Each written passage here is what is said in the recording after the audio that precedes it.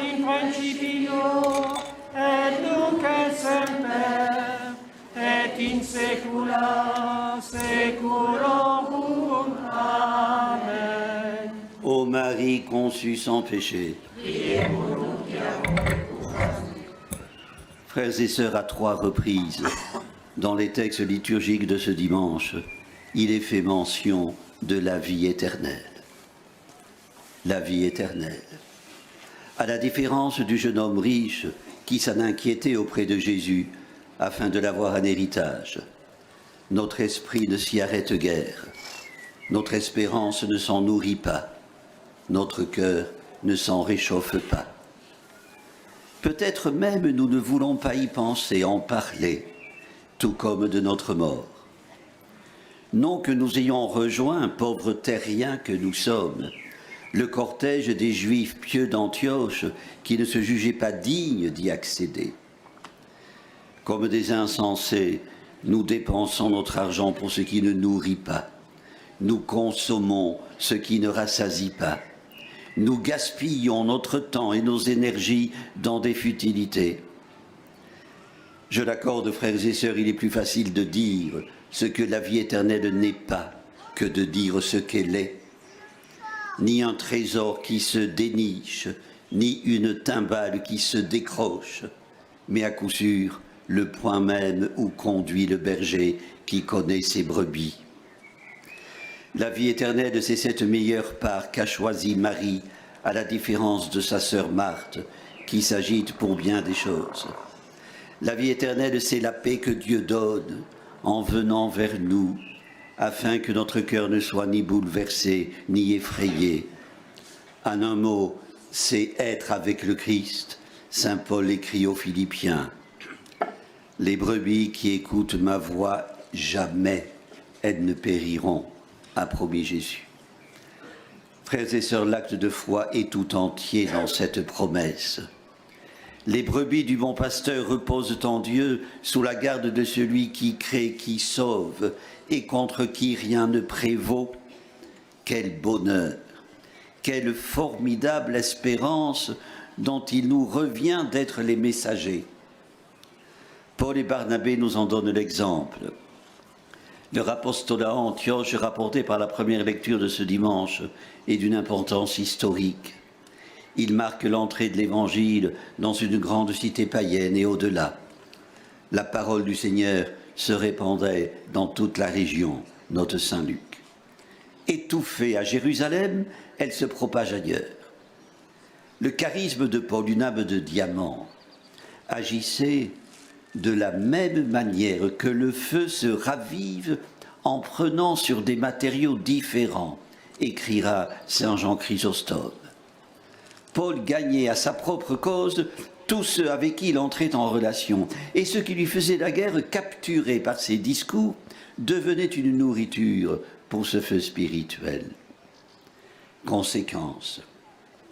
L'assurance avec laquelle Paul et Barnabé témoignent de leur foi au ressuscité fait sauter les verrous des esprits et des cœurs, chasse les peurs qui tenaillent l'espérance. Le succès est sans précédent, il vaut avertissement à ceux qui croient que la parole de Dieu a peu de force et qu'il importe de la faire entendre à coups de décibels pour la propager. Frères et sœurs, c'est un exemple pour nous qui manquons d'élan, d'enthousiasme. Entendons par enthousiasme non ce succès d'année qui embrase les supporters d'une équipe chérie lorsqu'elle gagne, mais au sens étymologique du mot, l'envahissement divin. Au demeurant, laisser Dieu vivre en nous, c'est pouvoir dire, comme saint Paul aux Galates, « Je vis, mais ce n'est plus moi, c'est le Christ qui vit en moi ».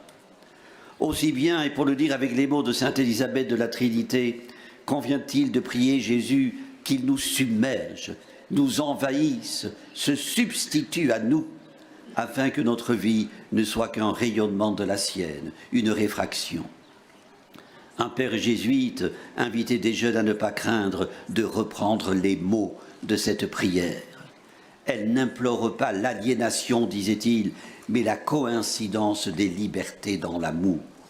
Coïncidence choisie, amour vivifiant, mimétique, échangé, un amour à l'inépuisable fécondité, car la parole de Dieu est riche de sens, éveille, stimule, fait vivre. Certes, comme la liturgie de ces derniers jours le rappelait, même chez les disciples, la joie de Pâques peut retomber. Elle ne s'est développée à ne que lentement. Il leur fallut la lumière de la Pentecôte, du temps, pour s'habituer à la présence du Seigneur, pour en distinguer la trace, est nécessaire. Sa parole semée en nous est promesse de fruits. Frères et sœurs, ne la rangeons pas au grenier. Elle a besoin de grand air, de sillon. Alors qu'il étudiait au grand séminaire, le père Manaranche avait été impressionné par son vieux professeur d'histoire, un modèle de piété et de bonté, qui, sur son lit de mort, ne cessait pourtant de dire « Je n'ai pas assez aimé le bon Dieu ». Frères et sœurs, ne serions-nous pas pauvres d'amour, en état de carence amoureuse? La question est actuelle en cette journée de prière pour les vocations. Que peut signifier aller vers Dieu sans l'aimer? Paul n'était certainement pas pauvre d'amour, Barnabé non plus.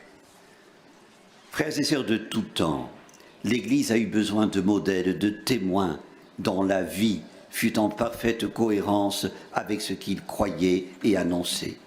Des audacieux qui s'emploient à convaincre et que n'arrêtent pas les obstacles.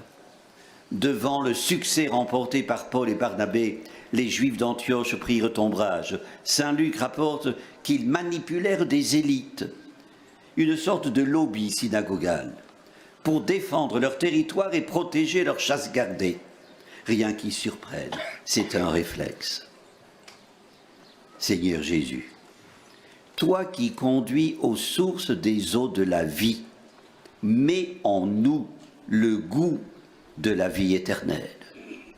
Tu sais combien notre quête spirituelle est terre à terre, combien nous sommes tentés de nous pelotonner sur notre petit carré.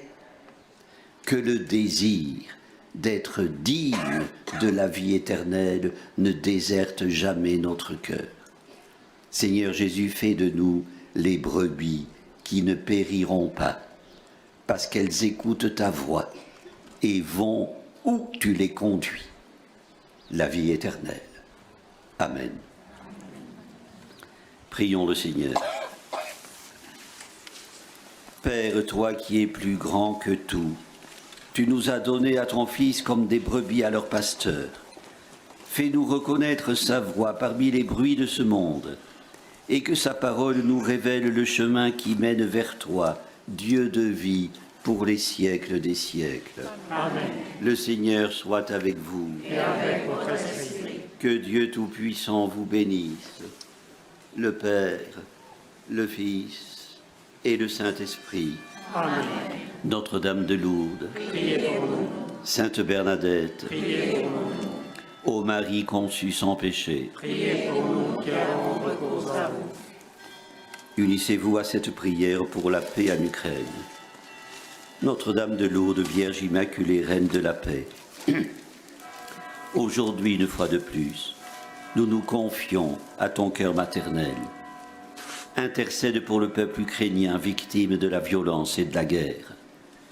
Nous croyons que ton intercession convertit les cœurs et nous protège. Sous ta protection, Sainte Mère de Dieu, nous cherchons refuge. Ne refuse pas nos prières quand nous sommes dans l'épreuve, mais délivre-nous toujours de tout danger. Vierge glorieuse et bénie. Amen. Ave, Ave, Ave Maria, Ave, Ave, Ave Maria. appelez et envoyez dans la diversité de vos vocations pour que le salut parvienne jusqu'aux extrémités de la terre, allez dans la paix du Christ. Nous rendons grâce à Dieu. Au nom du Père et du Fils et du Saint-Esprit. Amen.